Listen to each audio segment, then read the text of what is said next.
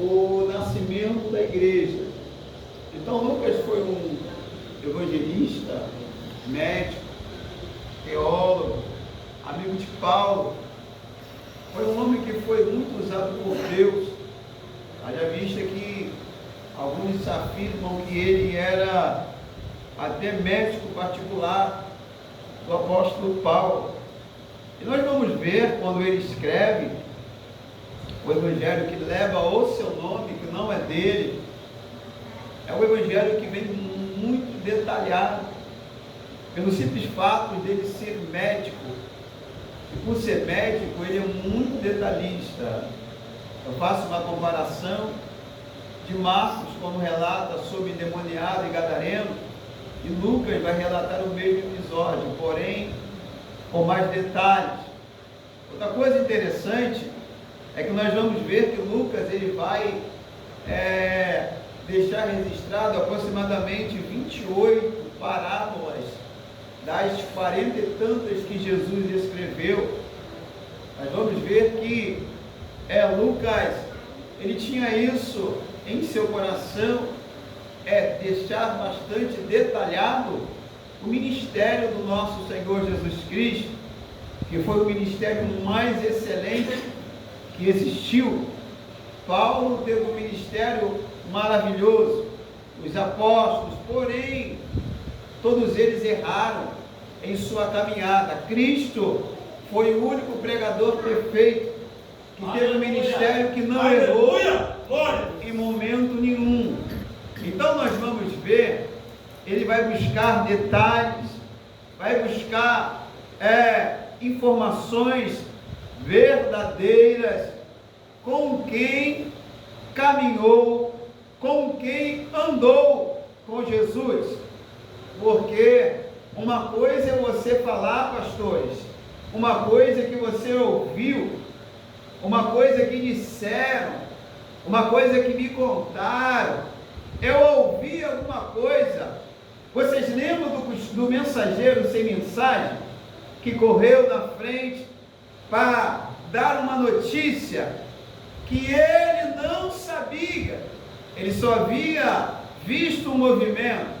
E quando Davi pergunta, como está Absalão? Eu não sei, eu vi algo assim, eu só vi o movimento. Então sai para lá, mensageiro, tu não tem mensagem, aleluia. Você não tem notícia, você não tem nada para passar. Mas Lucas era diferente, ele vai buscar evidência, aleluia, de quem havia caminhado com Jesus. Irmãos, digo de passagem, os discípulos, aqueles que deram as informações para Lucas, eu imagino Lucas, irmãos, escrevendo com detalhe, com precisão, com alegria em seu coração, na sua alma, os relatos, os ensinamentos de Jesus. Porque os ensinamentos de Jesus, ele ensinava com que tinha autoridade. Então, na época em que Lucas, ele vai buscar essas informações, ainda estava fresco o ministério de Jesus, muitas pessoas estavam escrevendo sobre Jesus, e nós vamos ver as parábolas que são contadas por Jesus. Algo que me chama muito a atenção, era que Jesus ele sabia contar histórias, mas as histórias que Jesus contava, não era história de carochinha, não era conversa fiada. Jesus ele não contava, não ensinava filosofia ou conceito humano, até porque ele era Deus. Então ele tratava, ele ensinava os assuntos do Pai. Aleluia. Então Jesus ele sempre procurava ensinar aos discípulos e à multidão por parábolas. Porque uma coisa eu aprendi, que o ser humano ele gosta de novidade. O ser humano gosta de ouvir coisas boas, né?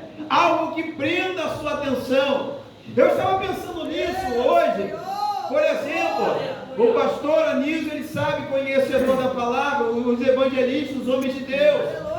Aí Deus ele tem esse poder de dar uma estratégia nova, uma metodologia diferente, mas dentro da Bíblia, não que venha distorcer a Bíblia, vai chamar a atenção da igreja. Nossa, que mensagem, que ensinamento, porque o povo, ele gosta de novidade.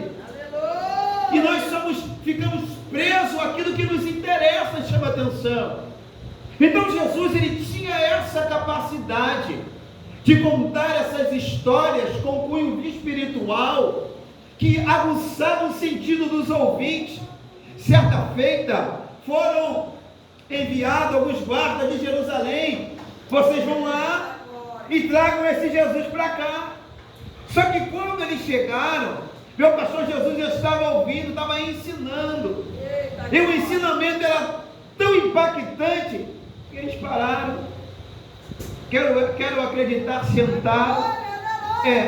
O ensinamento é muito bom, nós vamos ouvir, vamos esperar Jesus terminar, depois a gente prende ele. Quem é que eles lembraram de prender? Quem é que me disse que eles lembraram de que havia uma missão, uma responsabilidade? Acabou o sermão, eles foram embora. E quando chegaram lá, cadê o preso? Cadê Jesus? Olha, eu quero acreditar que eles disseram: nós não trouxemos Jesus preso. Mas que sermão! Sabe por quê? Porque Jesus ensinava com autoridade. Então as parábolas, irmãos, eram histórias que Jesus ele extraía do dia a dia dos judeus. Ele pegava o cotidiano deles e transformava num ensinamento, ensinando as verdades que o Pai queria que os judeus entendessem. Só que as parábolas tinham dois incentivos, tinha dois objetivos. Primeiro, qual era, Diácono Anderson? Primeiro, ocultar a verdade dos líderes religiosos. Ora, mas se Jesus ele ensinava a verdade, por que ocultava? Vou te explicar. Porque os líderes religiosos, eles não tinham intenção de servir Jesus, eles não tinham intenção de servir a Deus, estavam com seus corações endurecidos. Eles viam Jesus como competidor, viam Jesus como inimigo, como rival. Então, se eles queriam posição, eles queriam enganar o povo. Eles haviam acrescentado leis, preceitos, tradições humanas do homem na lei de Deus, e os mandamentos divinos haviam se tornado um fardo pesado, a ponto deles mesmos não conseguir cumprir. E durante muitos séculos, o povo judeu ficava preso a eles. Os judeus olhavam para eles, para os líderes: nossa, são devotos ao Senhor, são servos de Deus. Eles, mas na realidade, eles queriam popularidade, queriam fama, queriam ser vistos. E agora Jesus ele vem trazendo a essência da lei. Jesus ele vem ensinando a verdade. Como por exemplo, meu pastor, como Jesus, ele vai dar um ensinamento lá no Sermão da Montanha. Eles não queriam servir o Senhor. Para esses que tinham o coração endurecido, Jesus não estava preocupado em ensinar. Até porque Jesus só se preocupa com aquele que está com o coração aberto para aprender. Então para eles, as parábolas ficavam ocultas. Eles não entendiam nada. Ficavam boiando na maionese. O que esse Jesus está ensinando? Eles não entendiam nada.